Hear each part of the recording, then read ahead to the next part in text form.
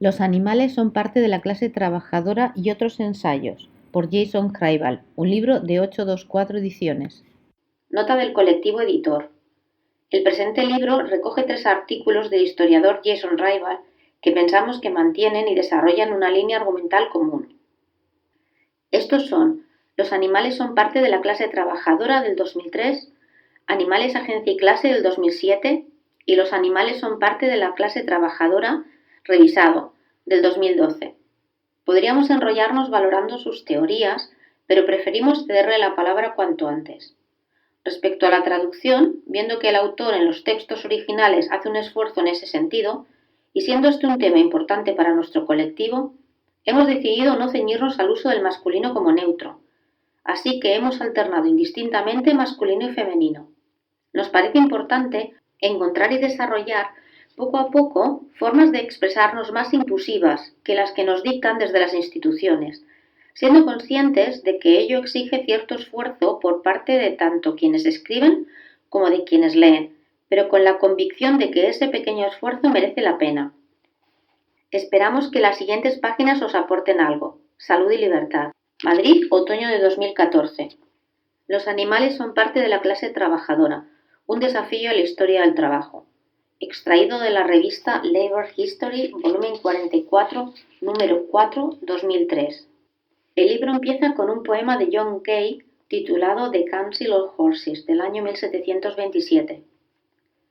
Buenos dioses, cuán abyecta es nuestra raza, condenada a esclavitud y desgracia. ¿Es nuestro sino servir, pues nuestros padres ya lo hicieron así? Considerad, amigos, vuestra fuerza y poderío, para hacer valer vuestro libre albedrío. Qué altas son sus doradas carrozas. El orgullo humano es nuestra deshonra. ¿Fuimos diseñados para el trabajo diario? ¿Para arrastrar el arado por su terrado? ¿Para sudar el arnés en la carretera? ¿Para gemir bajo la carga que nos quiebra? Cuán débil es la raza de 2 piernas, tanto como grande nuestra fuerza. ¿Acaso deberían nuestras mucho más nobles patas atarearse en la lucha contra quien nos mata? ¿Con qué derecho cabalga mi espalda el arrogante? ¿Realmente necesita con su espuela provocarme? Impídelo por los cielos, rechaza sus riendas, tu infame desdén, tu vergüenza. Deja que controle primero al león y que calle al tigre con inanición.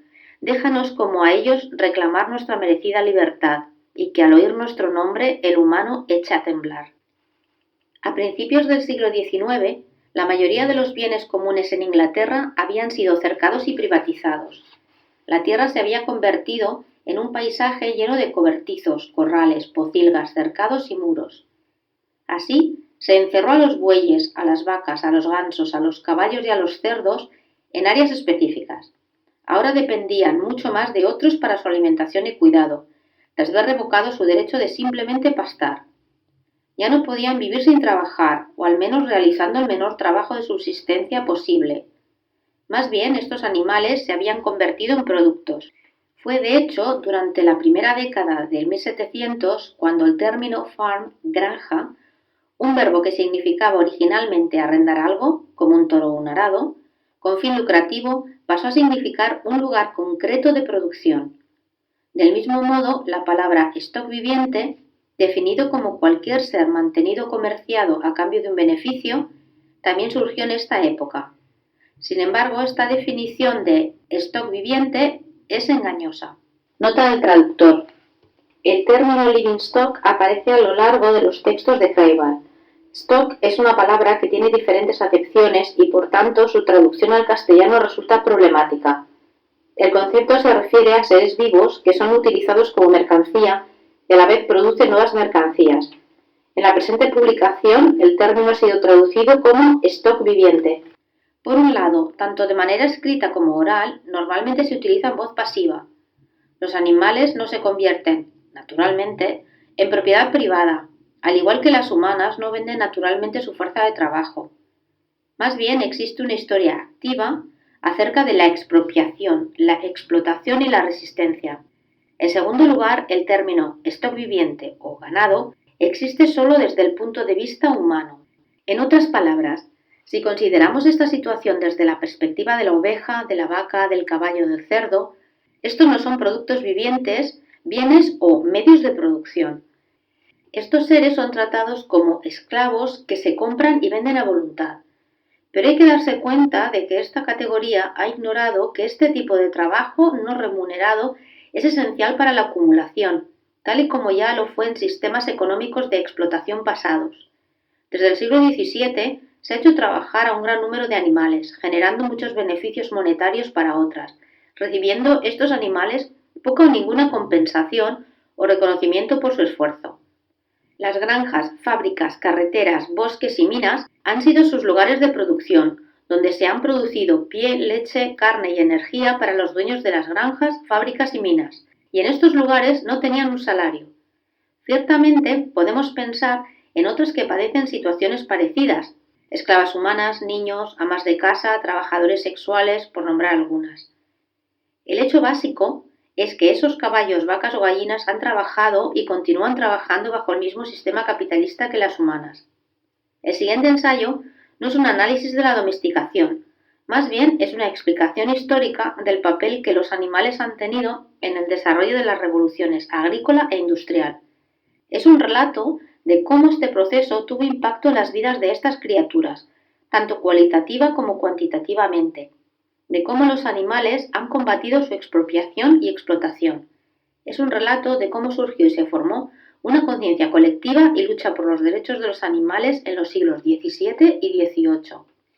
El desafío en la historia del trabajo aquí es triple. En primer lugar, el ensayo pretende que las lectoras consideren el papel de los animales en el desarrollo del capitalismo.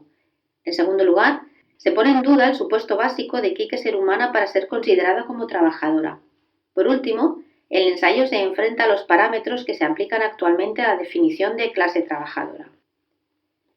La lana y la industria de la carne. En 1658 se reeditó de forma póstuma el voluminoso libro Historia de las bestias de cuatro patas de Edward Topsell. Combinando las ideas de historia natural y mercantilización, Topsell examinó y describió gran número de seres en términos de su fisiología apropiada, es decir, en cuáles deberían ser sus características físicas. La oveja, por ejemplo, debería tener un gran cuerpo para tener así más lana, que debería ser suave, gruesa y dura, sobre todo por las zonas de cuello, hombros y estómago.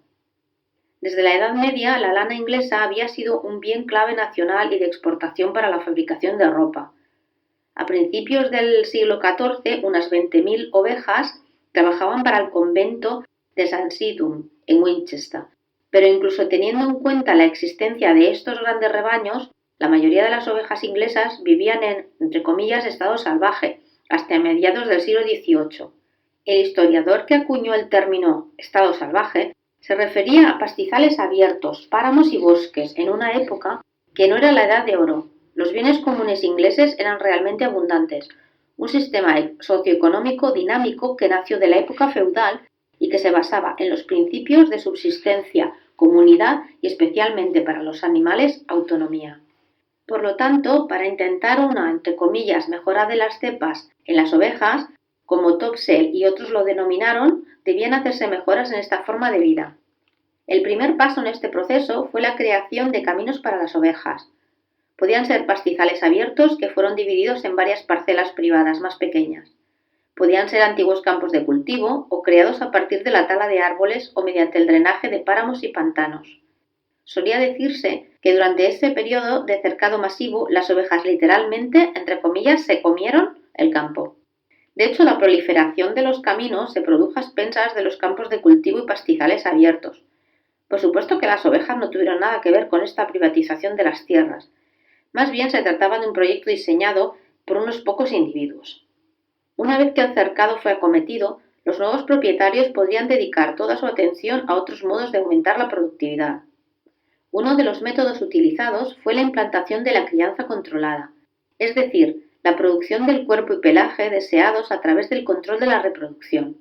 La manipulación sexual de las ovejas ha existido desde hace siglos. Sin embargo, fue únicamente a partir de los siglos XVII y XVIII cuando la crianza pasó a ser una práctica normalizada.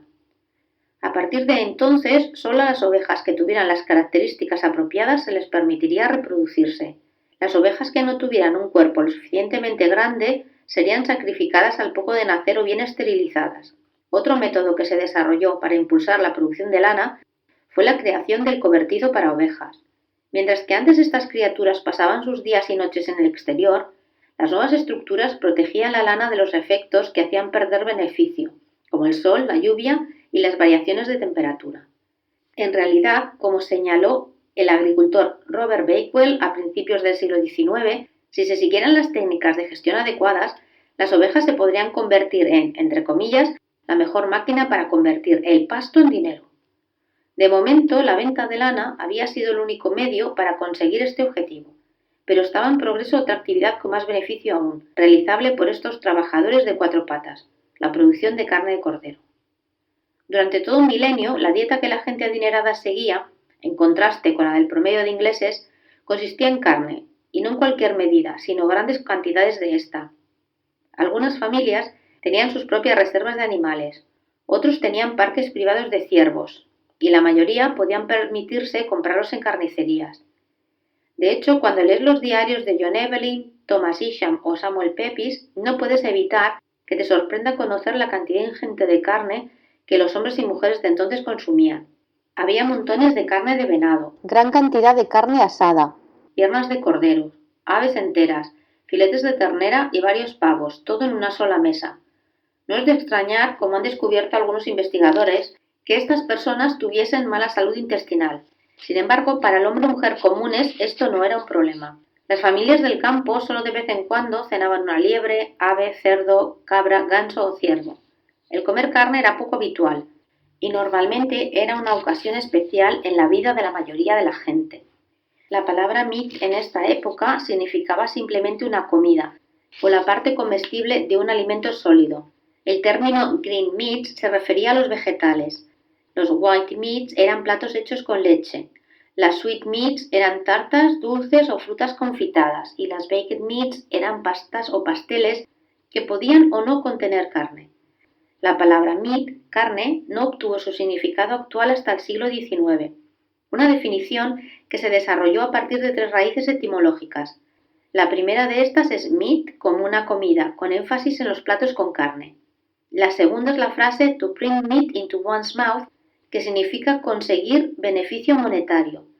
La tercera viene del verbo to meet, que significa abastecer a alguien de algo, en este caso carne. La lectora puede preguntarse si tres raíces diferentes se vincularon para formar la palabra contemporánea. Pues bien, la evolución de la palabra meat se remonta a varios eventos clave en la historia. El primero fue la aparición de la industria comercial del ganado vacuno a ambos lados del Atlántico. Entre 1657 y 1658, por ejemplo, 5 ingleses adquirieron una gran extensión de tierra, lo que más tarde se conoció como la compra Petaquamscut, en lo que hoy es el sur de Rhode Island. Este se convirtió en el primer lugar de producción a gran escala de ovejas y ganado vacuno en Inglaterra. Aquí el trabajo de esas criaturas era simple pero mortal. Su trabajo consistía en engordar, ser transportadas a una localización central y ser asesinadas a cambio de forraje. Daniel Defoe llamaba a estos sitios de muerte y venta mercados de la carne, entre comillas. En América, ciudades tales como Boston y Nueva York o las plantaciones de Antillas eran populares en el siglo XVII. En las Islas Británicas, el destino principal de la mayor parte de las ovejas y ganado era Londres. La ciudad había mantenido durante mucho tiempo una variedad de lugares para mataderos, tales como San Nicolás, Kensington Lane o Rother Street, llamado Calle de la Rosa Roja, debido a las manchas permanentes de sangre. Pero ninguno era tan grande, tan bien conocido, ni llevaba tanto tiempo en pie como Smithfield, que operaba cada lunes y viernes desde aproximadamente el año 950. Sin embargo, incluso el más activo de los mercados de carne no había sido nunca testigo de los niveles de volumen que habría con la llegada al siglo XVIII. Durante ese periodo de 100 años, la cantidad de ovejas y ganado vendida en Smithfield casi se duplicó, de 500.000 a 900.000 y de 76.000 a 124.000, respectivamente. En Falkirk, en Escocia, un mercado más grande en el norte, el número de ganado vendido se quintuplicó, de 30.000 a 150.000. Sin embargo, no fue solo el aumento cuantitativo lo que transformó la palabra flesh en meat. Había otras razones. William Marshall y J. Matthews, dos de los labradores más famosos del siglo XIX, analizaron todos los aspectos de la cultura ganadera, desde la comida al refugio, la salud, la crianza, la matanza, la psicología. Nada se quedó sin ser analizado. Estos dos hombres examinaron la cabeza del novillo, midieron la circunferencia del cuello, miraron de cerca sus ojos, les midieron los cuernos, les palparon los hombros, les miraron los mentones, les tocaron la textura de la piel, incluso consideraron el factor de la edad. Nada se quedó sin ser estandarizado. Esta fue la administración científica. Se terminó con las técnicas que no generaban beneficios. Al ganado que tenía características no beneficiosas se le sacó de la manada. El ganado que quedaba vivía solo hasta una edad predeterminada, como para maximizar el tamaño corporal y la ganancia obtenida. De hecho, entre 1700 y 1800, la media de peso del ganado casi se había duplicado. La industria de la carne estaba en camino. Otro ser de cuatro patas que se encontró con un destino similar en el, entre comillas, comercio de la carne fue el cerdo. En los siglos XVII y XVIII, ninguna otra isla albergaba más cerdos que Irlanda. Un viajero que recorría el país durante la década de 1790 describía la situación. Conozco un comerciante que, según me ha contado, mata al año entre 20 y 25.000 cerdos, cuya afirmación me dio motivo para decirle que él era el mayor asesino de cerdos que he conocido. Es significativo, sin embargo, que la mayoría de estas criaturas no trabajaban en las granjas. Por el contrario, a menudo provenían de las industrias de casas de campo. Entre comillas, cada casa tiene un cerdo, reconocía William Cobbett.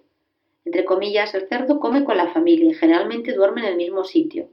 Él o ella entra y sale y está por la casa como uno más de la familia. La familia duerme, acurrucada junta, sobre la maleza muerta o en un poco de paja en una esquina y el cerdo en una cama similar en otra esquina. Se cierran las comillas. Las comidas estaban hechas de patatas, que eran cultivadas y cosechadas en un terreno de una casa de campo. Serían, entre comillas, recogidas y transformadas en un gran plato, el cual es una cesta poco profunda hecha de mimbre con la corteza encima. La familia, se abren comillas, se ponía de cuclillas alrededor de esta canasta y sacaba las patatas con sus manos. El cerdo se quedaba de pie y se le ayudaba, y a veces comía del tiesto. Se acaban las comillas. Cobbett señaló, comillas, el cerdo es la persona de mayor importancia, se vende para pagar el alquiler. Si falla, la familia se ve destinada a padecer, se cierran las comillas. El autor de este pasaje no exageraba en absoluto la gravedad de esta situación. Las familias irlandesas católicas sin tierras no tenían otra opción más que vender los cerdos con el fin de pagar la renta. A mediados del siglo XIX, Irlanda ya había sido superada en la producción de carne de cerdo por otros países, en particular los Estados Unidos. De hecho, muchas ciudades del medio oeste americano deben su existencia entera al empleo solo de cerdo. El lugar más conocido de estas ciudades es Cincinnati, Ohio, más tarde conocido como Porcópolis. Frederick Law Olmsted, durante su visita a la ciudad en la década de 1850, visitó una planta de procesamiento y nos dice: entramos en una inmensa habitación de techo bajo y vimos cerdos muertos sobre sus espaldas, sus patas estiradas en silencio hacia el cielo. Al fondo encontramos una especie de rebanadora manual que convertía los cerdos en carne. Una mesa, 2 hombres para levantar y girar y 2 para manejar las cuchillas eran los componentes. Ningún engranaje podría trabajar con un movimiento más regular. Se tiraba el cerdo sobre la mesa. Chop, chop, chop, chop, chop, chop. Las cuchillas caían. Todo acababa. Pero antes de poder decir nada, se les tiraba sobre la mesa. Chop, chop, chop, chop, chop, chop. Sonaba de nuevo.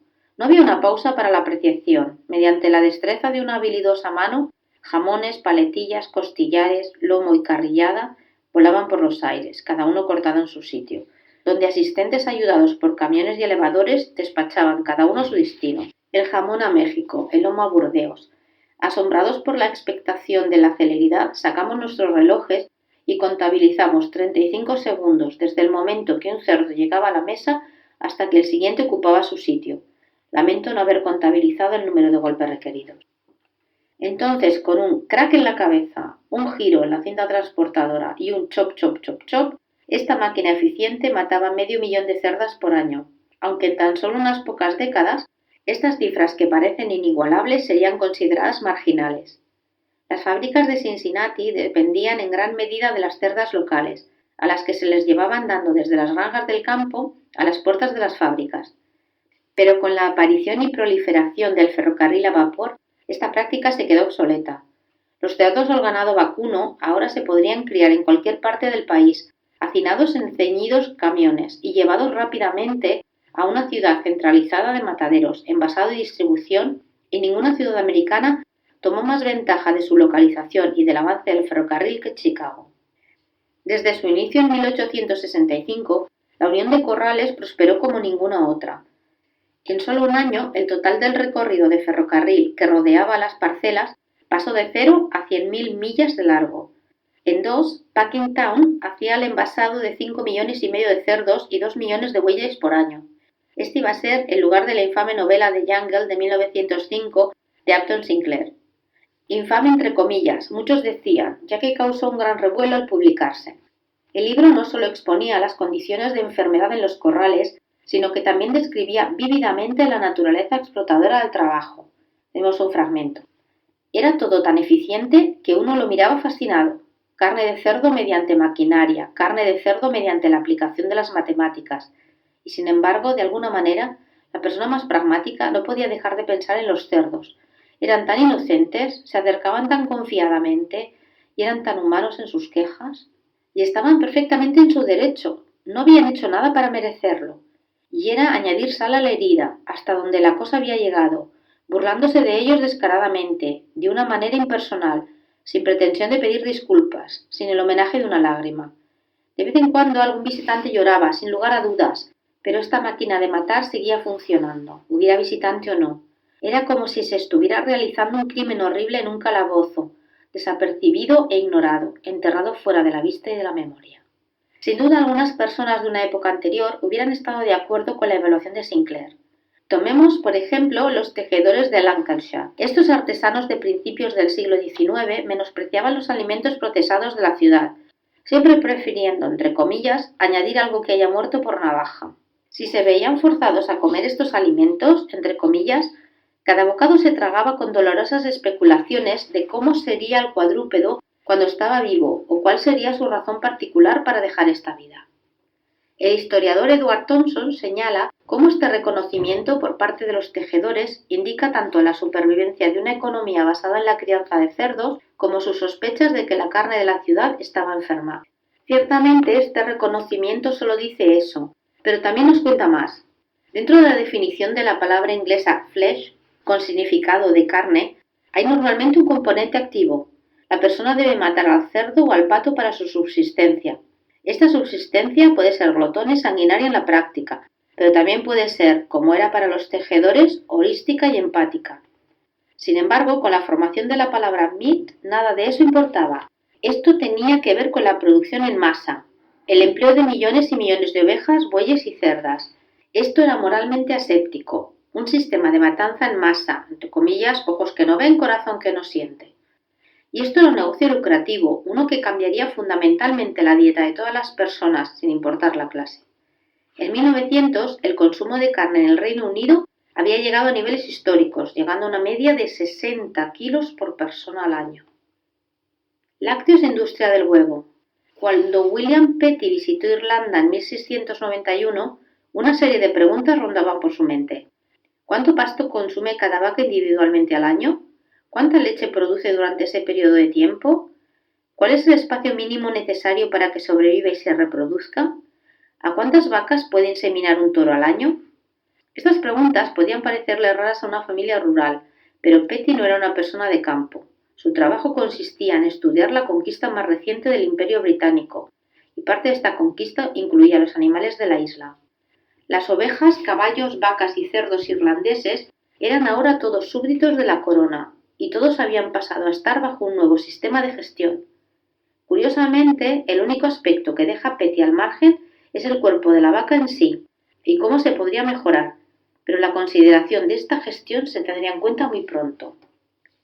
Atrás quedaron los días en los que las vacas caminaban de manera autónoma en los pastos abiertos durante semanas y meses, relacionándose con sus semejantes. Atrás quedaron los días en los que podían elegir su pareja sexual, y atrás quedaron los días de estar, entre comillas, en seco, lo que quiere decir no embarazadas, por lo menos por un corto plazo. Las parcelas cerradas y establos dan paso a un sitio de producción permanente, la fábrica. El embarazo se convierte en una constante durante el año entero y las madres serían separadas de sus hijas por periodos de tiempo significativos, puesto que se pensaba que la práctica de criar a la hija interfería con la producción de leche. Incluso los amantes pasaban a ser elegidos por el granjero. De hecho, la forma y tamaño de la cabeza de la vaca, sus ojos, cuello, hombros, costilla, lomo, ubres y piel eran cuantificados y estandarizados. A las trabajadoras demacradas o aquellas que se negaban a dar fácilmente leche ya no se les permitía reproducirse. Solo las grandes, gordas que cumplían con los correctos estándares, en los que se incluía un correcto temperamento, eran seleccionadas para la cría. La condición de la vaca se había convertido en una existencia basada exclusivamente en la producción de leche. Debían producir una cuota de leche semanal y mensual, o bien enfrentarse a la posibilidad inminente del matadero. A principios del siglo XIX, las destilerías descubrieron que sus residuos, restos de decantación, podían ser utilizados para alimentar a las vacas y que la producción de leche era de hecho un negocio secundario rentable. Era una simple cuestión de encontrar un espacio vacío dentro de su alojamiento actual. No había ni que construir establos, las vigas estructurales existentes eran suficientes. Allí atadas a un poste de madera, cientos de vacas, entre 400 y 700 de media, podrían ser empleadas. Los adjetivos comunes utilizados en este tiempo para describir las condiciones de las fábricas iban desde sin aire y sin luz a pesadilla y pútrido. A mediados de siglo, los periódicos de Nueva York consideraban la leche como bazofia, y sin embargo, estas objeciones públicas hicieron poco para disuadir el crecimiento del negocio de la leche. Entre 1850 y 1900, el número de vacas que trabajaban en los Estados Unidos se triplicó de 5 a 17 millones. Del mismo modo, este periodo fue testigo de la duplicación de la producción individual que pasó aproximadamente de 5.300 a 13.627 litros al año. Bajo el capitalismo, las vacas tenían que trabajar más duro que antes, pero las hembras no eran las únicas que se enfrentaban a esta difícil situación. En 1749 se publicó por primera vez en inglés el libro de Antoine Ferchol de Reaumur, The Art of Hatching and Bringing Up Domestic Fowls. Tal como cuenta el historiador Siegfried Gideon, entre comillas, uno no puede leer el libro de Reaumur sin alterarse, porque en este asunto banal la observación del gran sabio está poderosamente proyectada sobre los menores detalles. Sabe con precisión cómo el pollo sale de su huevo, cómo se forma el embrión y crea la madre artificial. Lo cierto es que, en los días que siguieron a los cercados, las posibilidades de la gallina, gallo y crías de caminar por el campo, buscar su propia subsistencia y dormir en los árboles se convirtieron en algo raro. El género masculino por sí mismo se dirigía hacia la extinción. Bajo el modelo lucrativo, solo se necesitaban unos pocos gallos para fines reproductivos. La mayoría de los pollos machos sencillamente se eliminaban tras su eclosión. Incluso el papel de las gallinas cambiaría con este sistema. Precisamente este era el propósito del libro de Reaumur, el reemplazar sus funciones maternales por medios sintéticos. Más específicamente, quería crear dos dispositivos separados, uno que eclosionara los huevos y otro que criara a las jóvenes. El papel de la gallina se basaría únicamente en su producción. En su primer experimento de eclosión, el autor puso un barril lleno de huevos sobre un montón de estiércol caliente. No funcionó bien. Después intentó utilizar un horno de un convento de monjas. Esto funcionó mejor, pero seguía teniendo problemas. Finalmente, Reaumur utilizó un recipiente cilíndrico de madera caliente. Este dispositivo, de manera irónica, se conoció como incubadora, la nueva unidad familiar. Una vez que se logró este proyecto, el autor pronto descubrió que una caja colchonada con lana de oveja serviría, por lo menos en el sentido funcional, para la cría de las jóvenes hembras. El techo estaba inclinado en el ángulo adecuado para imitar el cuidado reconfortante y el amor que solo las alas de una madre pueden dar, pero ahora esta sería la vida que le esperaría a muchos polluelos. Un siglo más tarde, cuando la incubadora se había convertido ya en un equipo estándar, un nuevo grupo de personas centró su atención en aumentar la producción de huevos. La primera muestra de aves de corral, que destacaba las últimas razas seleccionadas, había tenido ya lugar en 1845 en Regent's Park, en Londres, y la primera muestra en América tuvo lugar en Boston 5 años más tarde. El negocio de la cría de aves, tal como T. B. Miner proclamó en su Domestic Poultry Book en 1853, se ha convertido ahora en un objeto de gran importancia. Miner sabía de lo que hablaba, pues hacia 1850 se consumían 400.000 huevos por día en la ciudad de Nueva York. Esta sería la era del Livorno español, una serie de duras y productivas trabajadoras que llegaron a dominar la industria del huevo, y esta sería la época de las inmensas fábricas de huevos que contaban con distintos niveles en los que cientos de miles de gallinas se empleaban en pequeños cubículos de trabajo. Todo podía ser uniforme y todo podía ser centralizado, desde la alimentación hasta la recogida de huevos. Una sola fábrica, si se gestionaba correctamente, podría abastecer diariamente suficientes huevos como para alimentar a una pequeña ciudad. Agricultura, manufactura, transporte, minería y madera.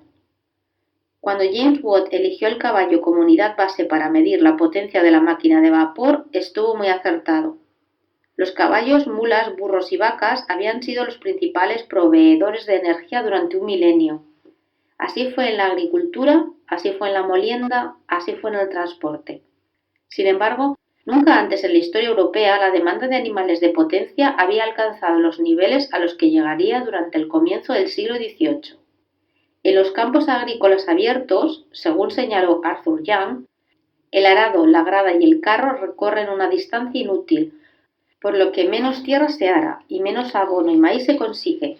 Esta observación era una comparación directa con el sistema de campo cerrado.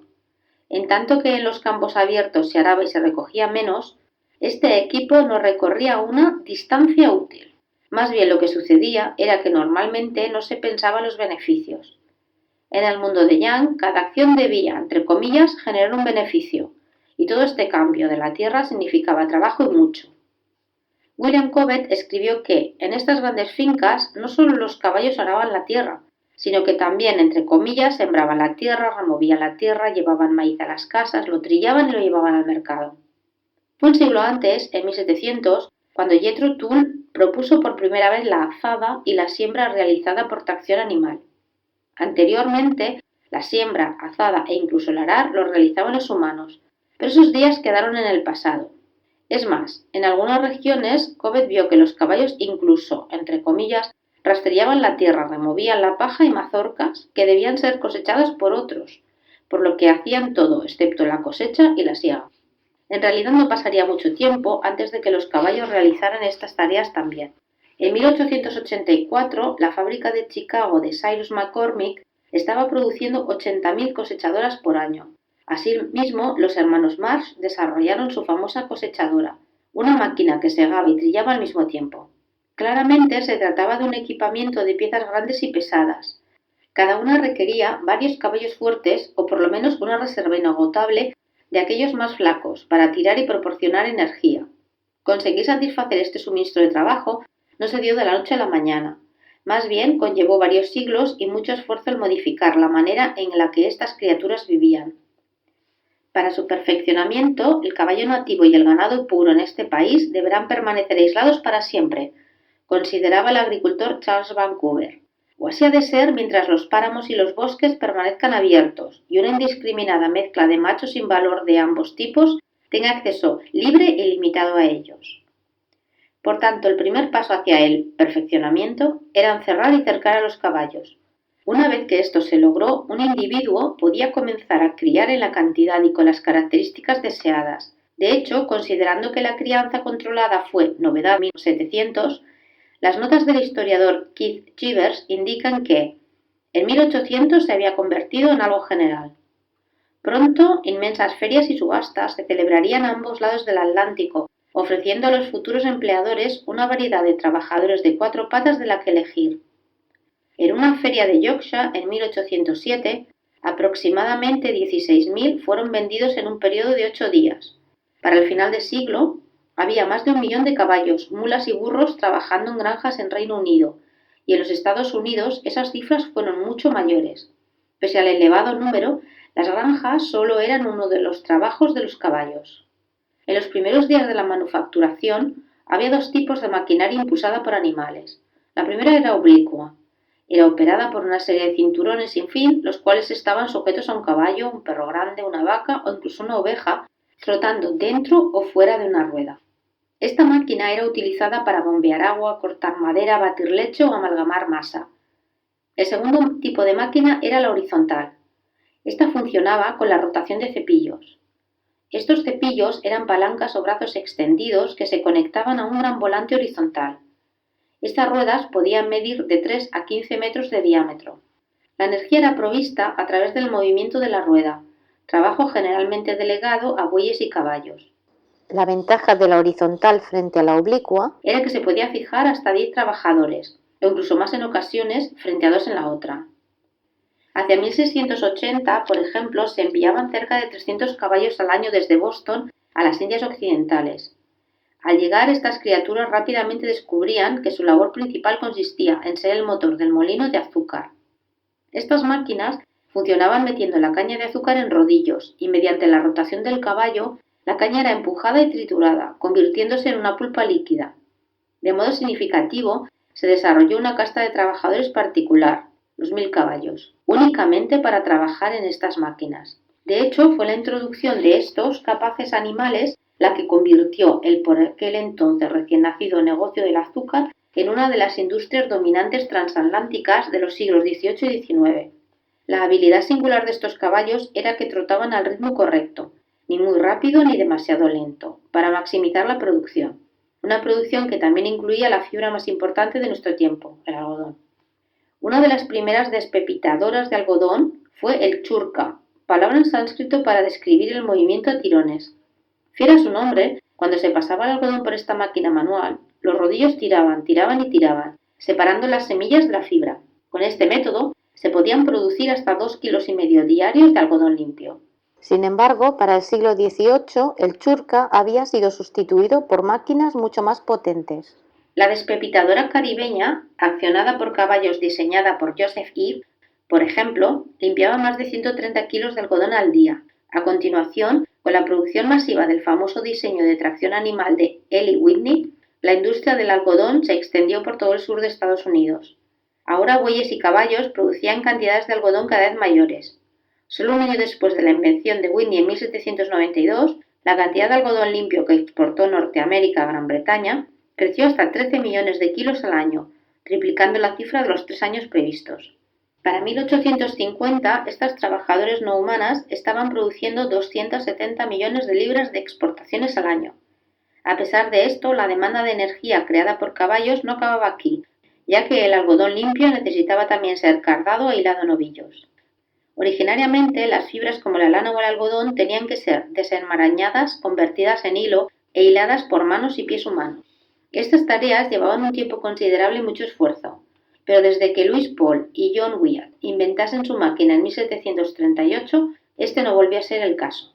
Máquinas de hilar y dispositivos para el cardado pasaban a ser accionados por un caballo trotando, así que tanto en las operaciones de Paul y Wyatt en Birmingham como en la fábrica de Richard Arkwright en Nottingham o la factoría de John Lee en Manchester, estos trabajadores equinos vivían en las instalaciones y pasaban sus días y noches haciendo girar la rueda.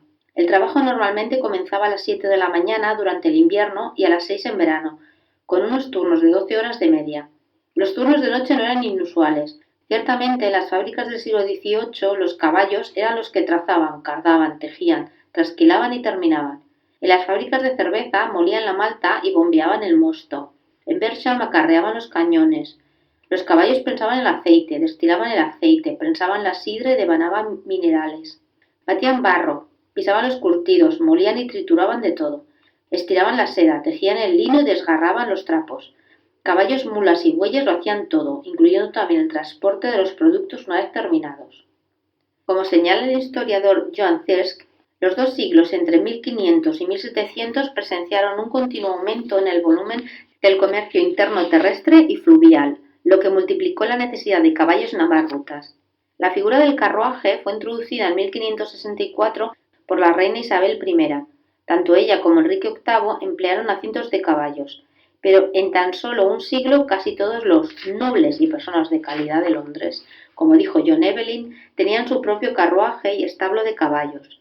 Esa fue la época de Gervase Markham y su Masterpiece en 1643 y de Perfect Horseman en 1656, grandes tratados que proponían a los miembros de la aristocracia las técnicas adecuadas de equitación, cuidados, alimentación y crianza.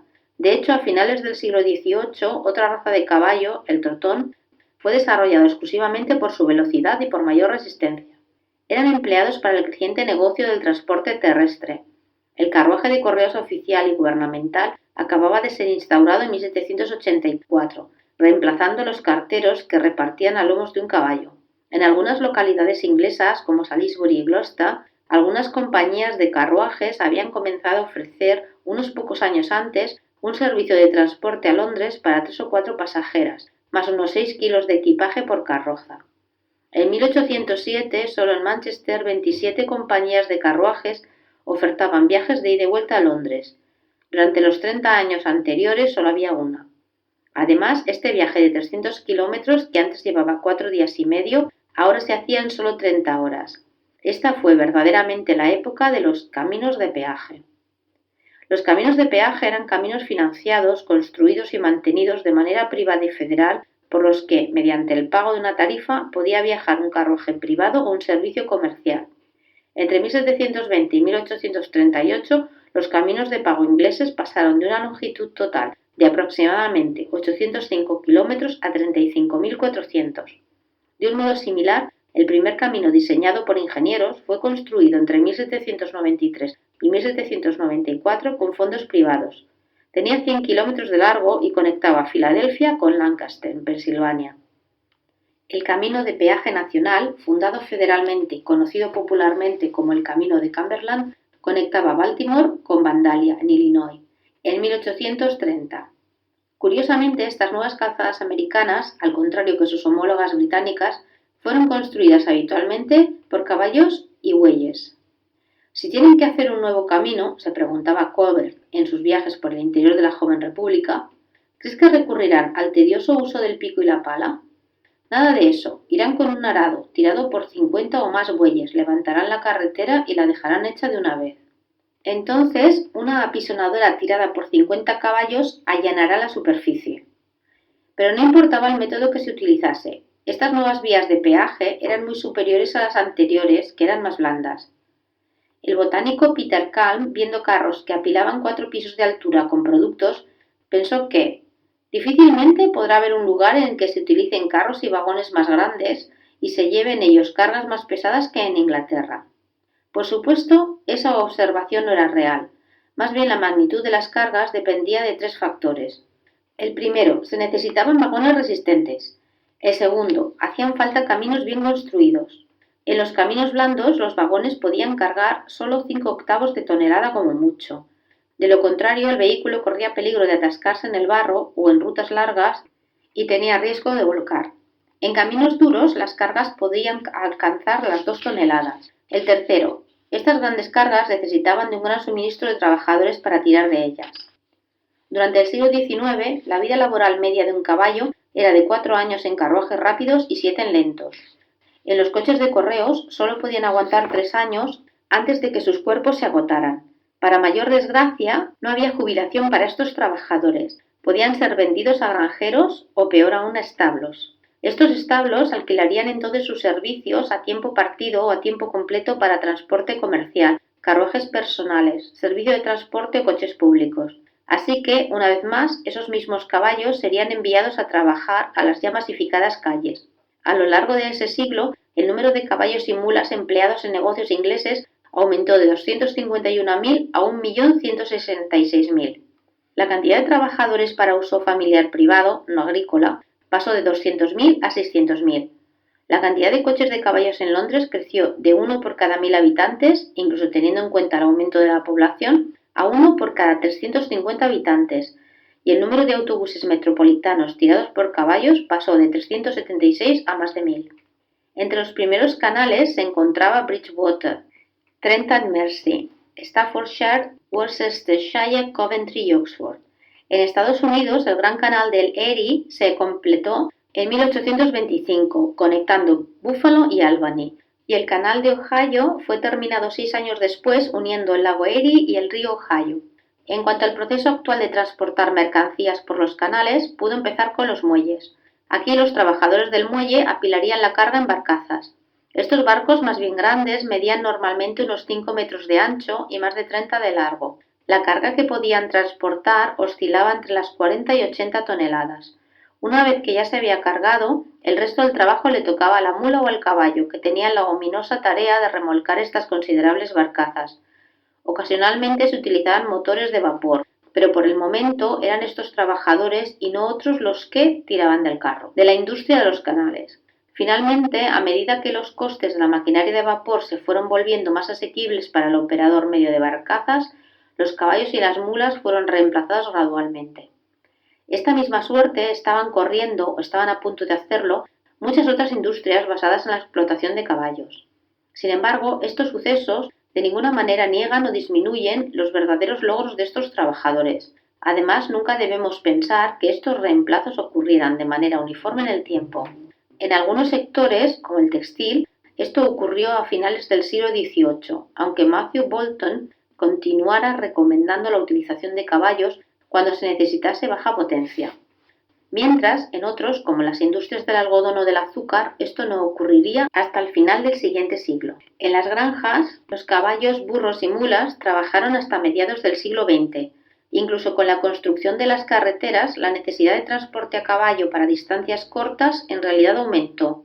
Además, todos estos sofisticados motores necesitaban una fuente de energía para producir el vapor que bombease los pistones, y esas fuentes eran el carbón y la madera. Entre 1744 y 1794, el consumo de carbón en Londres y sus alrededores casi se duplicó. Durante el siglo siguiente, la producción total de las minas inglesas pasaría de 10 millones de toneladas en 1800 a 287 millones de toneladas en la víspera de la Primera Guerra Mundial. El caballo y la mula fueron dos razones claves para este aumento de la producción. De hecho, a finales del siglo XIX, una raza particular de caballo, el pit pony, fue desarrollada para la peligrosa minería subterránea. Estos compactos y musculosos trabajadores tiraron de desmontadoras, baldes y carros llenos de piedras, carbón y provisiones a lo largo de los raíles, desde las profundidades hasta la superficie y viceversa. Algunos pit ponies, como Prince de la mina de Denaby, que se negaban a tirar de los baldes, trabajaban en el transporte de mercancías, tirando del extremo de la cuerda de un motor, mientras otros hacían funcionar la bomba de agua en la superficie, drenando las fugas del pozo. Se pudieron seguir encontrando caballos trabajando en minas hasta entrado el siglo XX. En cuanto a la industria maderera, eran bueyes los que arrastraban los árboles talados en los bosques. Nunca fue una mera coincidencia que el personaje del folclore popular, Paul Bunyan, siempre estuviera acompañado por Beb, el buey azul. Paul Bunyan es un personaje creado por el periodista estadounidense James McGillivray. Se trata de un leñador gigante que aparece en algunos relatos del folclore de Estados Unidos vinculado a los estados de Michigan, Wisconsin y Minnesota. Y es que Paul, como todos los leñadores de Norteamérica, dependía de la fuerza y del trabajo de los bueyes. Del mismo modo, los transportistas originarios fueron los equipos de caballos que tiraban de vagones y trineos, con cargas de unas 20 toneladas de media, hasta los ríos y los molinos. Incluso hasta 1950 había todavía unos 35.000 caballos empleados para estos fines en Estados Unidos y Canadá. Resistencia.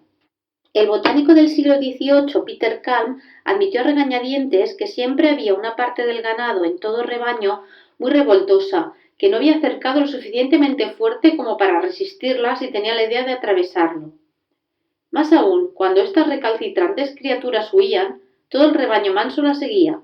Entre los cerdos también, otro observador declaró que algunos podían alejarse de la valla, coger carrerilla y saltar entre las barras, a 3 o 4 pies de altura, entrando de lado. Incluso muchos caballos, aunque tranquilos cuando están acompañados, decía el naturalista Gilbert White, no se quedan ni un minuto en una parcela por sí mismos, ni aun las vallas más consistentes pueden frenarlos.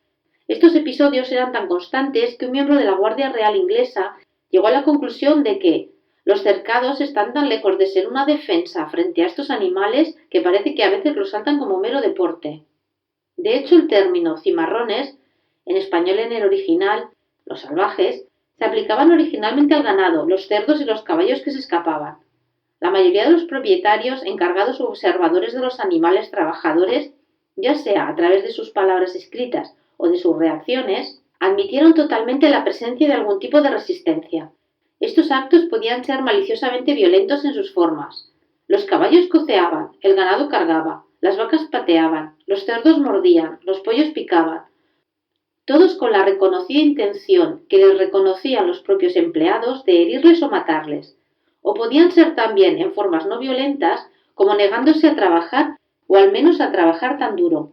Para responder a esta resistencia, los propietarios y encargados de las granjas, factorías y otros negocios de los siglos XVII, XVIII y XIX desarrollaron, mejoraron y estandarizaron una amplia variedad de formas y métodos. Se construyeron vallas y cercas para dificultar las fugas. Se colocaron yugos de madera de forma triangular alrededor del cuello para dificultar sus movimientos. Se les ataban zuecos de madera en las patas traseras para evitar que saltasen o corriesen. Algunos granjeros incluso cortaban algunos tendones de las patas de sus trabajadoras. Otros recortaban las alas de pollos, pavos y gansos para evitar que volasen, e incluso otros cegaban a los animales utilizando una aguja de tejer al rojo vivo. Si estas medidas fallaban, había implementaciones adicionales. Se construyeron perreras locales para las capturadas. Las marcas en orejas o con hierro candente se usaban cada vez más como formas de identificación, y los aros en la nariz impedían a los fugitivos, especialmente a los cerdos, excavar en los campos locales. De manera significativa, a finales del siglo XVIII, la mayoría de distritos y municipios coloniales aprobaron leyes requiriendo la utilización de muchos de estos artilugios. Para controlar los comportamientos más peligrosos se desarrollaron otros métodos preventivos. Artilugios primitivos como las espuelas, los bocados, las riendas o el látigo se perfeccionaron. Manuales sobre el arte de domar caballos consiguieron una gran popularidad a mediados del siglo XVI. La práctica de la castración y la esterilización también crecieron en popularidad en esa época y a mediados del siglo XIX se habían convertido en prácticas habituales. Resulta interesante que esta operación no solo privaba de las habilidades reproductivas, sino que, como recalcaban siempre sus defensores, afectaba a la fuerza y a la resistencia de los trabajadores considerados problemáticos. Asimismo, la extirpación de los cuernos o humillación, como la consideraban sus defensores, se convirtió también en una operación habitual a mediados del siglo XIX. De nuevo, si estos métodos adicionales fallaban, había una medida final que era la pena capital. Las leyes de los siglos XVII y XVIII a menudo permitían a los propietarios disparar a los intrusos, y de hecho muchos distritos y municipios demandaban el ahorcamiento público para los animales criminales. En Lamport, por ejemplo, Thomas Isham habla de un perro que vagaba por un redil, y dice: despedazó un cordero y fue colgado por ello, y hasta nunca. El reverendo William Bentley, de Salem, Massachusetts, reflejó en su diario que una vaca desconsiderada tropezó con la propiedad de un granjero y fue abatida a tiros por la ofensa. John Evelyn presenció de primera mano el hostigamiento público de un caballo que había matado a su dueño. En Cornwall, a principios del siglo XIX, las gallinas que no ponían suficientes huevos eran sacudidas hasta la muerte los martes de carnaval. El granjero colonial Joshua Hempstead de New London, Connecticut, resumió esta actitud y el castigo de una manera más lúcida. En una pequeña ejecución matamos a mi vieja vaca salvaje que me había hecho daño 5 años atrás. El pasado mayo corrió hacia mí y me golpeó en la boca con la cabeza. De allí me arrancó 5 o 6 dientes y otras barbaridades, y lo hizo en contra de la paz, para gran desasosiego del vecindario. Por eso fue sentenciada a ser disparada hasta la muerte cuando por primera vez estuvo gorda. La formación de una conciencia colectiva. Cuando Joseph Proudhon formalizó su concepción de la clase trabajadora, este anarquista del siglo XIX no se complicó con categorías de especies. Bajo el sistema capitalista, atestiguó que la explotación de humanos y otros animales estaba interconectada. Así, se percataba el francés, el caballo que tira de nuestros carruajes y el buey que tira de nuestros carros producen con nosotros, pero no están asociados con nosotros.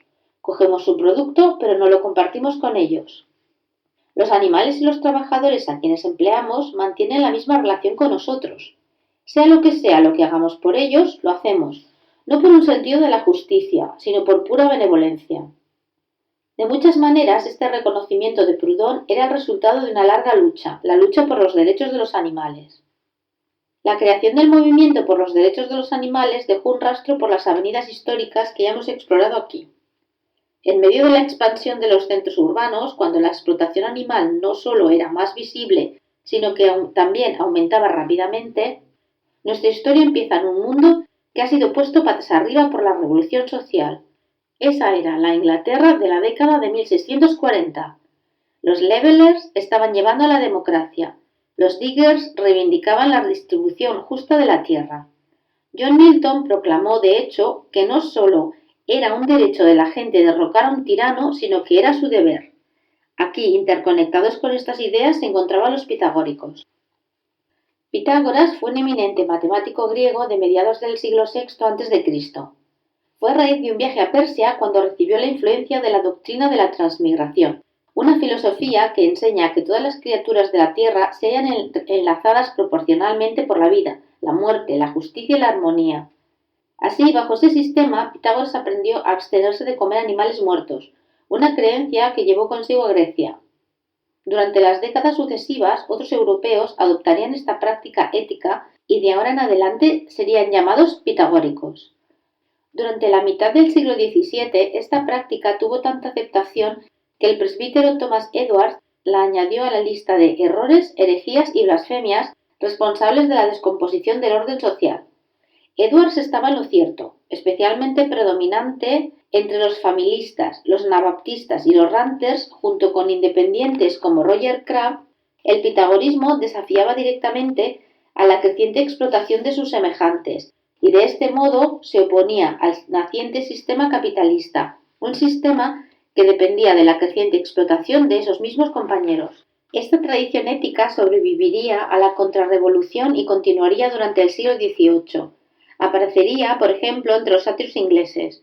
Autores como Alexander Pope, Richard Steele, Joseph Addison y John Gay señalaron la hipocresía que conlleva el trato enfermo que damos a los animales y defendieron en su lugar las virtudes de la ternura, la compasión y la humanidad. El precoz abolicionista Benjamin Lay les tomaría la palabra. Este pensilvano no veía la diferencia entre la esclavitud de humanos y la de los demás animales. Por lo tanto, no solo rechazó comerse a sus semejantes o vestir ropas hechas a costa de otros. Lay no montaba ningún caballo, desplazándose solo a pie y cultivando su propia comida. Esa tradición también tuvo su impacto entre algunos librepensadores religiosos, como el jesuita Guillaume Hyacinthe Bougeaud, el párroco John Hildrop y el vicario Richard Dean. Estos argumentaban que, contrariamente a las teorías de la mayoría de los científicos de la época, las bestias y los pájaros tienen facultades cognitivas, tienen un lenguaje fluido y serán considerados individuos en el futuro, y de algún modo tomarán su parte de aquellos beneficios que deberán ser admitidos después del cambio universal. La siguiente eclosión de la conciencia pitagórica fue llegando durante la bulliciosa década de 1790 y se volvería más popular que nunca. Junto a otras proclamaciones de generosidad social de la misma década, como los derechos de los hombres, las mujeres y los niños, el jacobino John Oswald, por ejemplo, apelaría a la justicia y la compasión en nombre de los animales perseguidos en su obra The Cry of Nature, de 1791. El impresor y revolucionario de Bradford, George Nicholson, escribió On the Conduct of Man to Inferior Animals, en 1797. Joseph Ritson, un abogado anglo-jacobino de Londres, escribiría un poco más tarde Abstinence from Animal Food as a Moral Duty, en 1802.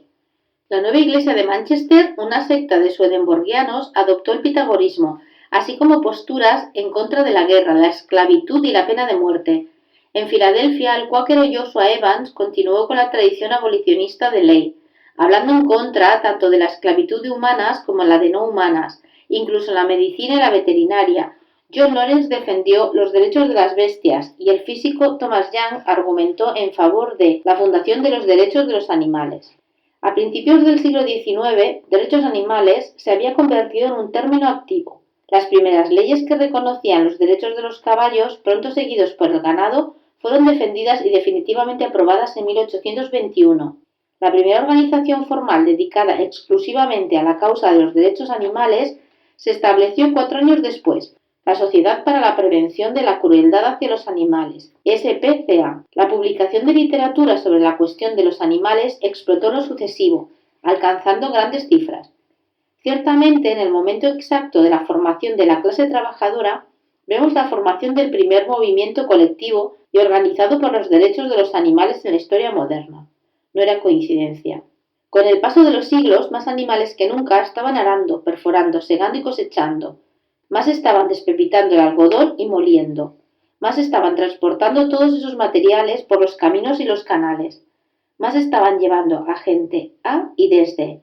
más estaban arrastrando y tirando la madera, más estaban transportando el carbón, más estaban proporcionando su carne, huevos y leche, y según incrementaba la explotación, también lo hacía la resistencia, tanto por parte de los animales trabajadores como de los humanos preocupados.